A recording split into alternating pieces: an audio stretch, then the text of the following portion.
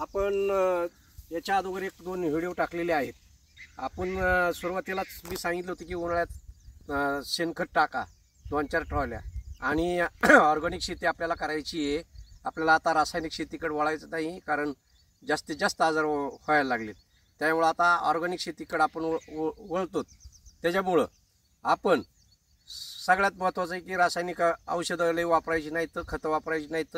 इथून पुढे सगळं ऑर्गॅनिक याचा अभ्यास करायचा आहे आणि इथून पुढं हे राहायचं आहे। कारण ऑर्गॅनिक पद्धतीने शेती केली तर खरंच नैसर्गिक पद्धतीने बघा ह्या मधमाशा एवढ्या येतात।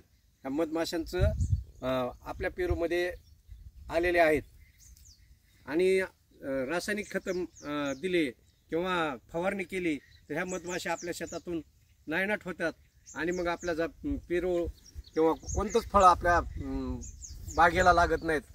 त्याच्यामुळे आपण म्हणतो की फळ कसं काय लागत नाही, तर ह्या मधमाशा खरंच आपला मित्र आहे। ह्या मधमाशा मेल्या नाही पाहिजेत, आपला निसर्ग जिवंत राहायला पाहिजे, याची सर्वांनी काळजी घ्या आणि आमच्या चॅनेलला सबस्क्राईब करा आणि लाईक करा, हीच माझी विनंती मित्रांनो। असेच आम्ही नवनवीन व्हिडिओ तुम्हाला टाकत राहू।